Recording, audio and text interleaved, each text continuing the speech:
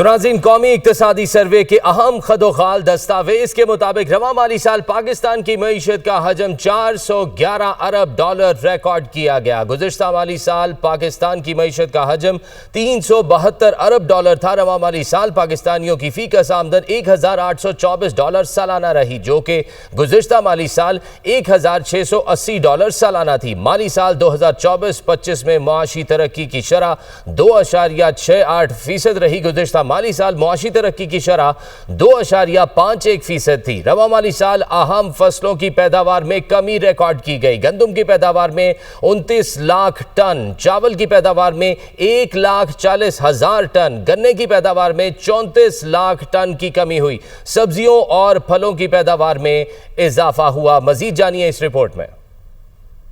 زرعی ملک مگر رواں برس زرعی پیداوار اور دالوں کی پیداوار میں کمی، سبزیوں اور پھلوں کی پیداوار بڑھ گئی۔ قومی اقتصادی سروے کے مطابق گندم کی پیداوار میں 29 لاکھ ٹن کمی ہوئی اور پیداوار 31.8 ملین ٹن سے کم ہو کر 28.9 ملین ٹن رہی۔ چاول کی پیداوار 40,000 ٹن کم ہو کر 98.6 لاکھ ٹن سے 97.2 لاکھ ٹن رہ گئی۔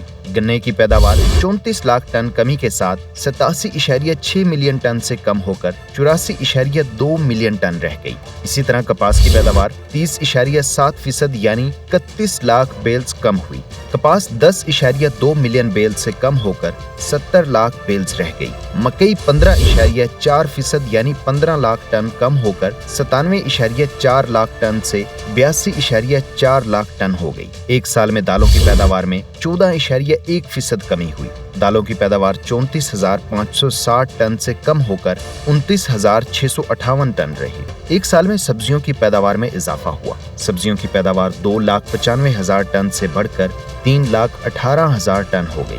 ایک سال میں پھلوں کی پیداوار میں 4.1% اضافہ ہوا۔ پھلوں کی پیداوار 3,75,000 ٹن سے بڑھ کر 3,90,000 ٹن ہو گئی۔ ایک سال میں چارہ جات کی پیداوار میں 1.8% کمی ہوئی۔ چارہ جات کی پیداوار 6,17,000 ٹن سے کم ہو کر 5,05,000 ٹن رہ گئی۔